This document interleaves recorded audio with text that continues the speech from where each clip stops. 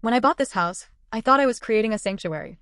I was 37, finally standing on my own 2 feet after a messy divorce that had left me scraping together whatever dignity I had left. The place wasn't big, a 2-story colonial with squeaky floorboards and outdated wallpaper, but it was mine. No more sleeping on a pull-out couch at my sister's. No more pretending I was okay with someone else's rules. I wanted warmth, I wanted freedom, and most of all, I wanted it to feel like a real home. So I opened the door. Literally. It started small. My younger brother Mike came by for dinner one night and crashed on the couch after a few beers. No big deal, I thought. He was going through a breakup, and I had plenty of space. Then my niece Emma, who was 19 at the time, showed up crying because her roommate at college had stolen her laptop and we'd stash. Of course you can stay, I said. She was practically shaking. For as long as you need. That's where it began. Me saying yes. Emma didn't leave that week. She stayed the whole summer, then fall. She set up in the guest room and brought over her boyfriend Jay, who wore steel-toe boots and never said thank you. I caught him smoking in my garage once and told him not to. He grunted. The next day, the garage stank like weed again. By then, Mike had unofficially moved into my basement. He dragged down an old futon, set up his Xbox, and began hosting his friends from his job at the auto body shop. I came home once to find 3 half-naked dudes passed out in my laundry room. The worst part? My detergent was gone. Like, completely used up. Still, I didn't want to be that person, the bitter one. My mom had always told me, family is family. Open doors, open heart. So I kept mine wide open. The holidays were the worst. That first Thanksgiving, I counted 16 people crammed into my house. My older sister Karen brought her twin toddlers, both of whom immediately developed fevers and smeared snot on everything they touched. Her husband, Stan, fell asleep on my living room floor halfway through the meal. He didn't even help clean up. In fact, no one did. I remember standing in the kitchen until 1 a.m., scraping mashed potatoes off a baking dish while the sound of Jay and Emma's adult activities echoed from the guest room upstairs. I should have said something then. But I didn't. Because I was kind Rachel. By year 2, things spiraled. Mike had a new girlfriend, Lacey. She was 22, worked nights at a strip club, and slept all day in my basement. They smoked together in the bathroom and left wet towels on the floor. One morning I stepped in something that I'm pretty sure was vomit. I didn't ask. Karen started dropping off her twins on random weekends. No warning. Just a text. Can you watch the boys sat/son? Need a break. The first few times I made up excuses. Then I stopped trying. She'd leave them anyway. Once, she was halfway to Vegas with her girlfriends before I even realized she'd left them in the backyard. I lost count of how many friends Emma brought over. One of them, a guy named Ian, stole my Apple Watch. I found the empty box shoved under the couch cushions 2 weeks later. When I asked Emma about it, she rolled her eyes and told me to stop accusing her friends. God, you're paranoid, she snapped. It's not like anyone wants your stuff. Maybe it was stupid, but I still wanted to believe the best in people. I tried to lay down a few rules. Nothing crazy. No smoking in the house, clean up after yourself, and ask before inviting people over. That backfired hard. Lacey screamed at me. Actually screamed. This ain't a prison, Rachel, she shouted, slamming a cupboard. She moved out for 3 days, then came back like nothing happened. By then, even the neighbors noticed. Mrs. Eckhart, the elderly woman next door, knocked on my door one morning to ask why there had been shouting and music at 3 a.m. I apologized, promised it wouldn't happen again. That same night, Mike and his friends decided to host a karaoke and kegs party in my garage. There were drunk people singing Blink 182 at the top of their lungs while someone did donuts with a shopping cart in my driveway. The cops came at 2:11 a.m. I got a $750 fine for noise disturbance. I remember standing in the hallway after the cops left barefoot, holding a mug of cold tea I'd reheated 3 times, wondering how it had gotten so bad. I had no privacy anymore. Not a single moment to myself. People used my shower, ate my food, left their laundry in the machine, and asked me for favors constantly. Hey Rachel, can you spot me $40 for gas? Rachel, I left my vape charger in your room, can you check? Rach, can you grab almond milk next time you go shopping? I was drowning in other people's needs. And still I smiled. I cooked dinners, I made coffee for everyone in the morning, I bought new sheets when Lacey's dog pissed on the old ones. Then came the breaking point. It was a Saturday. I had taken the whole day off, no chores, no errands. I just wanted to read a book in my bedroom with the door closed. At noon, Karen barged in with her twins, saying she had to run to a quick lunch date. She'd be gone an hour tops. She didn't come back until 10 p.m. Her boys had destroyed my hallway with crayons and spilled juice on my laptop. Jay broke my French press trying to see how it worked. Lacey started a fight with Mike over something to do with Instagram, and he punched a hole in my drywall. I ended up locking myself in the bathroom and crying in the tub for 20 minutes. That night, I told everyone to leave. And for once, they actually did. I sat alone in the kitchen, staring at the dented walls and empty wine bottles. There were stains on the carpet I hadn't even noticed before. The whole house smelled like sweat and Febreze. I wanted to burn it to the ground.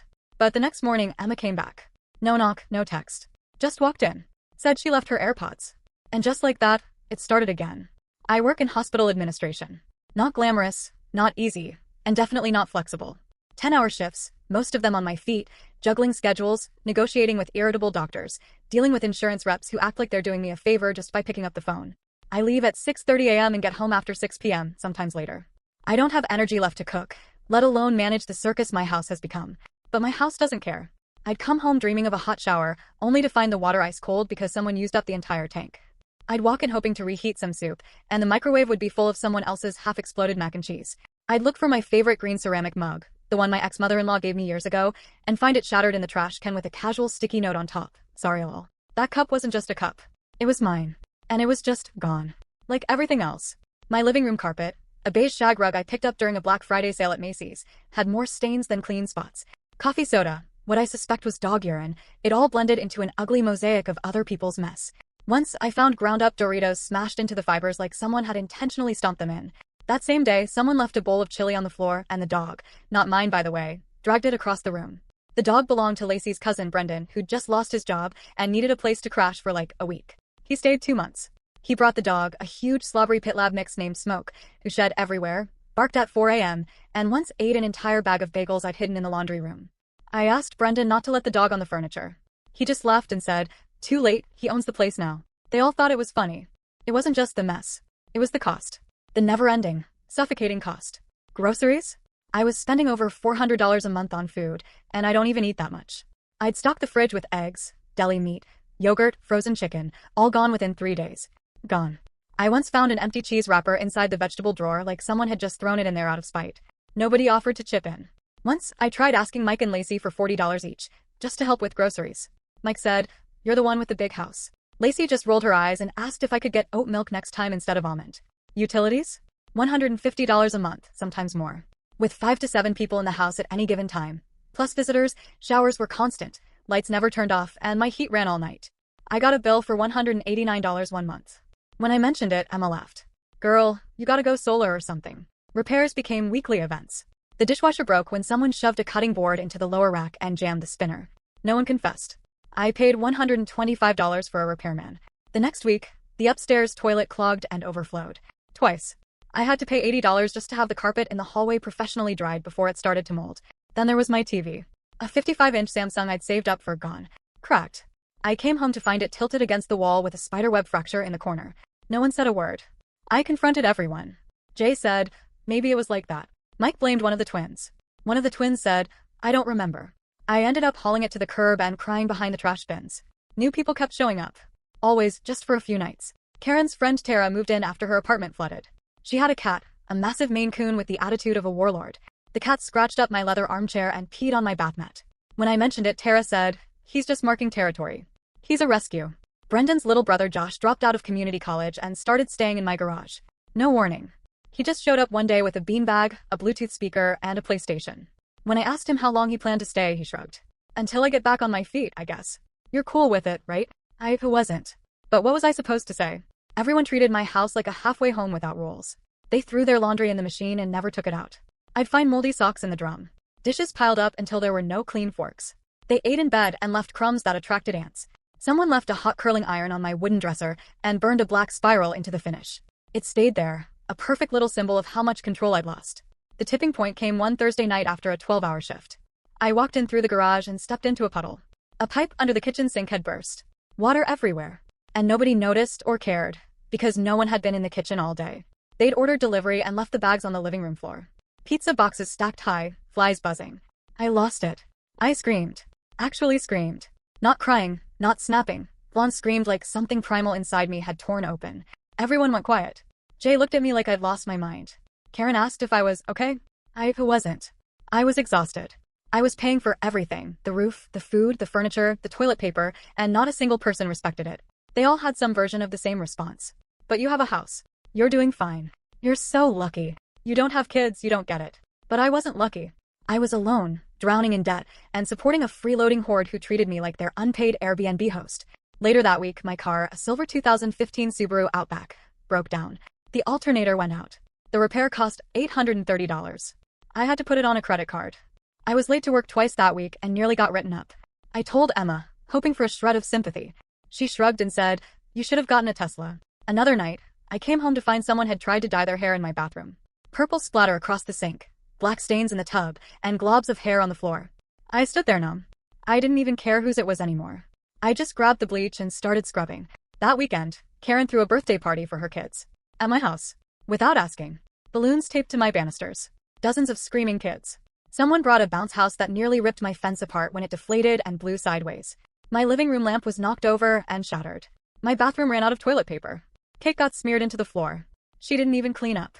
I found Emma and her friends smoking weed in the backyard, one of them standing on the patio furniture. Mike was drunk, asleep on my kitchen floor. Lacey was live streaming on TikTok, dancing in front of my pantry. I watched her followers shoot up into the hundreds while she lip-synced in front of my fridge, and I realized no one would ever stop, unless I made them. But I didn't.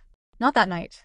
I just went upstairs, locked the door, and lay in bed listening to music through my headphones to block it all out. I didn't even brush my teeth. I just lay there, hoping maybe tomorrow would be quieter. It never was. After I came home from work and found 3 strangers in my kitchen eating canned tuna straight from the can like it was a casual snack, barefoot, unwashed, laughing and tossing cracker crumbs all over my floor, while the smell of sweat and cheap weed clung to the walls, I knew I was officially done letting my house function as the family's favorite dumping ground. Especially when one of the guys wiped his hands on a decorative kitchen towel I had bought just 2 weeks earlier from HomeGoods. White linen with a mint green stitched border, which still smelled faintly of essential oils, and in that moment something in me just broke, not loudly or dramatically, but quietly. In a way that settled deep in my chest like a final realization that if I didn't act right now, I would continue being erased, diminished, and trampled over in my own space by people who treated my exhaustion as a joke and my hospitality as some kind of community entitlement.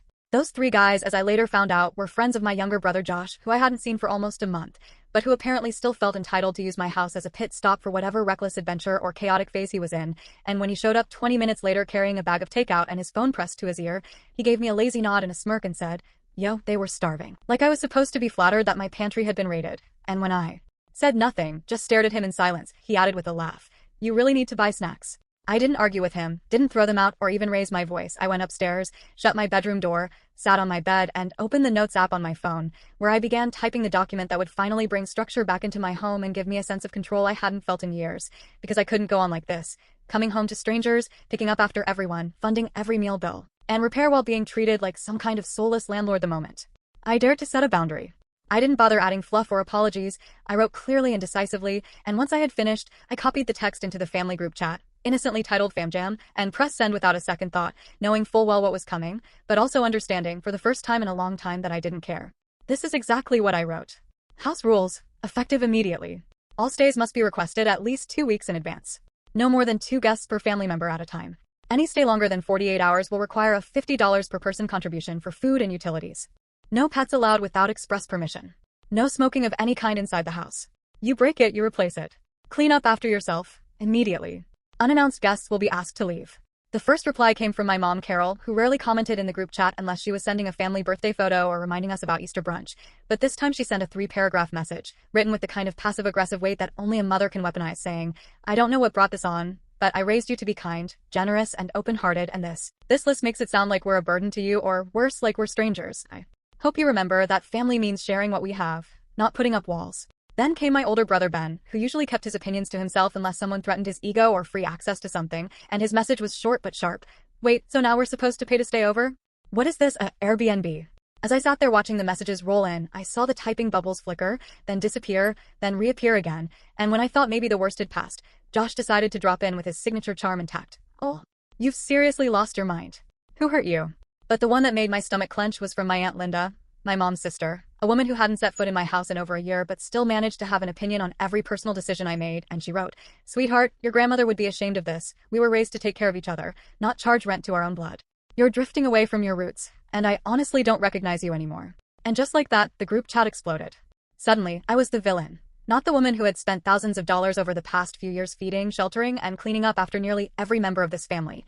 No, I was the monster who had dared to write down rules and expect adults to follow them, and while I didn't respond to any of the messages, I kept my eyes on the screen as the accusations, jokes, and bitter sarcasm kept piling in, each one chipping away at the illusion that we were a loving, balanced family.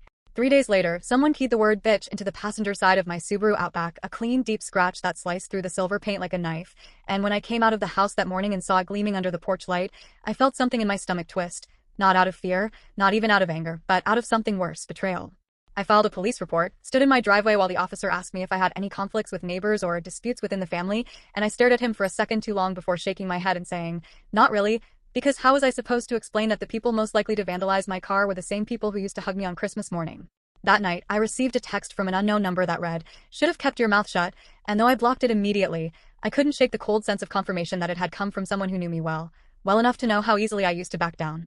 The next weekend, my mother showed up at my front door wearing her Sunday best and holding a plate of her famous lemon squares, as if sugar and nostalgia were enough to erase the last decade of being taken for granted. And when I opened the door, she stepped inside without waiting for an invitation and sat down at the kitchen table like she had done 100 times before, only now her eyes were hard and searching, not kind and warm. "I had hoped you'd grow out of this phase," she said. I stood there, arms crossed, trying not to shake, and asked, "What phase?" "This a coldness. This selfishness. This need to control everything instead of letting people in." I told her I wasn't being cold, I was being clear, and that I was tired of footing every bill, of being everyone's backup plan, of being the one person expected to have no boundaries because I had the space and the means, and when I said those words, she flinched slightly, but recovered quickly and said, "You don't have children. You don't have a husband. God gave you this house, Rachel, so you could share it." When she left, she didn't take the lemon squares and I didn't eat them. I threw them in the trash, plate and all. A few nights later, Ben showed up drunk, banged on my door until I opened it, stumbled inside and slurred, "You think you're better than us now?" before knocking over a chair, calling me a stuck-up bitch, and storming out so hard the picture frame near the front door crashed to the floor and shattered.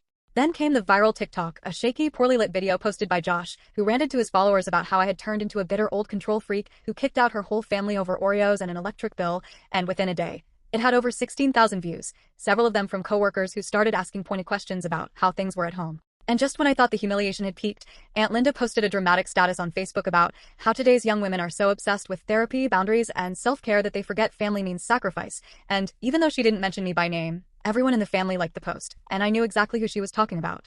Then came the letter, handwritten, no return address, with a single sentence inside. "You may have a house, but you don't have a home anymore." I didn't cry.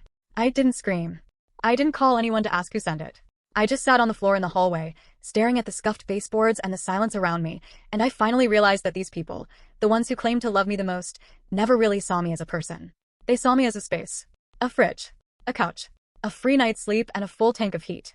And now that the door was closed, locked, and guarded by something they had never expected, rules, they hated me for it. But for the first time in years, I didn't care. I thought setting the rules would change everything. I thought I'd finally done what needed to be done. Drawn a line, created order, reclaimed my house. But I underestimated how persistent, manipulative, and downright unhinged some of my relatives could be when they realized the free ride was over. It started subtly. At first, they just ignored the rules. Josh showed up a week later with two new guys I'd never seen before. One of them, Mike Jr., claimed to be his coworker from the tire shop, and the other, some guy named Zeke, who wore no shoes and smelled like vinegar and weed, said he'd heard this place was chill. I was coming home late from a 13-hour shift and nearly screamed when I opened the door and found them both sitting on my couch, eating straight out of a family-sized cereal box like they'd lived there all their lives. When I told Josh to get them out and reminded him of the rules, he laughed, looked at the others, and said, "She's just going through her police state phase. Don't worry, she cools off eventually." I didn't cool off. I told them they had 30 minutes to leave or I was calling the cops. That was the first time I saw this shift in Josh. He didn't yell, didn't argue. He just stood up, walked past me, and on his way out muttered, "You better watch who you're pushing away." The next morning, my work phone rang with a message from HR. Someone had called the office anonymously, claiming I'd been abusing substances, specifically prescription pills, and that I had anger issues that made me unsafe around patients and staff. It was laughable, of course. I don't even take Tylenol unless I have to, but the accusation triggered a required wellness check with the Employee Assistance Program and a full-on internal review of my department conduct over the past 12 months. I don't have proof it was one of them, but the timing? The wording? The fact that only family knew I'd once been prescribed Valium for panic attacks after the divorce, and that only Josh and Ben knew I had once confided about it after a few glasses of wine, it didn't feel like a coincidence. It felt like payback. Then the visits started again. Not visits, really, more like ambushes. Karen showed up with her twins without warning, claiming her water had been shut off because her payment didn't go through. I told her no. Flat out. She cried, actually cried, on my porch for 15 minutes straight, wailing loud enough for neighbors to peek out their windows, while the boys ran through my flower bed pulling out stems. I stayed behind the door, heart pounding, not moving an inch. She texted me later, "Don't ever ask me for anything again." I laughed. I'd never asked her for anything. My cousin Dean, who hadn't visited me in over 4 years, showed up one afternoon in a suit, claiming he had just finished a client meeting nearby and wanted to check on me. I told him I was busy. He then started asking odd questions about the house. How much it was worth, if I was thinking about selling, how much equity I'd built, and when I told him I didn't want to talk finances, he smirked and said, "You've changed, wretch. You used to trust your own blood." Then came the worst of it. One Friday night, around 11 p.m., I was half asleep in bed when I heard the side door to the laundry room jiggle. Not just once, it rattled violently, like someone was trying to force it open. I grabbed my phone and whispered, "Hello? Who's there?" No answer. The motion lights in the backyard clicked on and I saw a shadow through the curtain, tall moving. I dialed 911, heart hammering. By the time police arrived, 5 minutes later, the person was gone. But the next morning, I found an old key lying in the flower pot by the back door. The kind I used to hand out before I got smart and changed the locks last winter. The next day, I got a voicemail from Ben. Real classy, calling the cops on your own brother. That was the moment I realized they were never going to stop. So I escalated. I called a locksmith and had all the locks changed again. Front, side, back, even the garage code. I hired a contractor to install cameras above every entrance, motion sensors in the hallway, and a smart doorbell that recorded everything. Then I drafted a new document, a full financial audit of what I'd spent on my family over the past 3 years. The total came to just over $46,000. That included utilities, food, repairs, cleaning services, pest control, thanks to Lacey's cat, which brought fleas, Uber rides I paid for when someone was too drunk to get home, groceries I bought for people who forgot their wallet, and countless replacements for broken plates, towels, stolen chargers, and ruined linens. I printed it out and taped it to the refrigerator for my own satisfaction. Then I wrote a new message in the group chat. Effective immediately, all financial support is terminated. I am no longer available for loans, food assistance, shelter, childcare, or favors of any kind. If you attempt to use manipulation, threats, or sabotage, I will respond through legal channels. Do not contact me unless it is an emergency. I blocked Ben. I blocked Josh. I blocked Aunt Linda. I even blocked Mom, at least for a while, because I couldn't take the barrage of Bible verses and remember where you came from texts that flooded in after every boundary I tried to set. I changed my number and only gave it to 3 people. My boss, my friend Monica from work, and my neighbor Darius. For the first time in years, the silence was real. I didn't hear a knock for days. Then a week. Then 2. There were no surprise children in my backyard. No vape clouds in the hallway.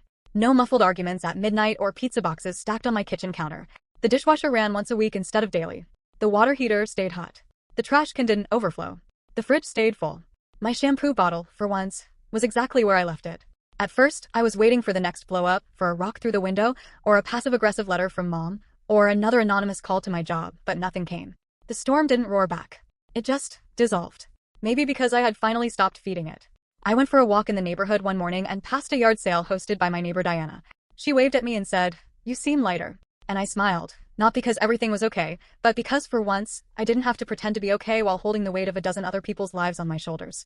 The house was finally quiet. Peaceful. Mine. And I didn't owe that to anyone but myself. For weeks, maybe even months, I didn't speak to anyone in the family.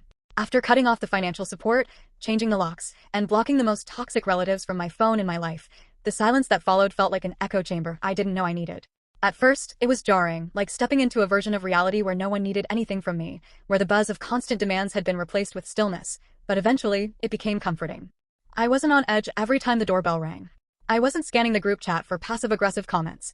I wasn't dreading the next financial emergency. For once, I could actually hear myself think. But of course, silence doesn't mean people disappear. It just means they change tactics. The first unexpected contact came from my cousin Nikki. She had always been on the periphery of family drama. Never the instigator, rarely involved, but present enough to know all the stories. She sent me a message from a new number, which I opened only because she identified herself in the first line. It was simple. "Hey Ratch, not trying to stir anything. Just wanted to say I get it. If you ever want to talk, I'm around." I didn't reply immediately. I wasn't ready, but I appreciated the neutrality, the acknowledgement without expectation. 2 days later, I got an email from Ben. Yes, Ben. The same brother who had once drunkenly screamed at me in my own house and called me a stuck-up bitch before storming out and breaking a frame with a picture of us as kids. The subject line was just, "If you'll read this." The body of the email was long. Too long to quote entirely, but the most important part was this. I was an asshole. I let other people talk for me. I got caught up in everyone else's anger because it was easier than facing what I did to you. You didn't deserve the way we treated you. I miss my sister. I miss the way you used to be the glue. And I want to earn a chance to be in your life again. But I'll follow your rules this time. I promise. I must have read it 10 times before responding. We met in a neutral place, a cafe halfway between my neighborhood and his. It was a quiet little spot I'd visited a few times with coworkers, nothing fancy, just 4 tables and a chalkboard menu with daily specials like lentil soup and honey glazed muffins. I arrived early, wearing jeans and a sweater, keeping my posture relaxed but alert. I didn't know what to expect, whether this would be a genuine apology or another attempt at guilt-tripping me into dropping my boundaries. Ben showed up on time. Sober. Dressed like someone going to a job interview, which was funny because the last time I saw him, he was in sweatpants and a tank top, stinking of vodka and resentment. He didn't go for a hug right away, and I was grateful for that. We sat. He ordered coffee. I didn't. He started slowly, awkwardly, like he wasn't sure where to begin. He said he hadn't realized how much pressure I'd been under, that he never thought about how exhausting it must have been for me to work full-time and manage the house like a one-woman shelter. He said he saw the list of expenses I'd left on the fridge and that it genuinely shocked him. He admitted he hadn't believed it at first, thought it was exaggerated, until he sat down and did some math of his own. He told me that after I cut them off, he had to move in with an old friend named Jermaine, a guy who lived in a cramped one-bedroom apartment with 3 other roommates. Sleeping on a broken futon surrounded by vape clouds and unwashed dishes, he said, really puts things in perspective. Then he said the words I didn't expect, "I'm sorry for expecting you to be everyone's savior." That wasn't love. That was dependency. That was the moment I believed him. We didn't cry. We didn't embrace dramatically or promise to never fight again. But we made an agreement, a simple one. He would respect my rules. Visits would be scheduled. No one else would be dragged into my space.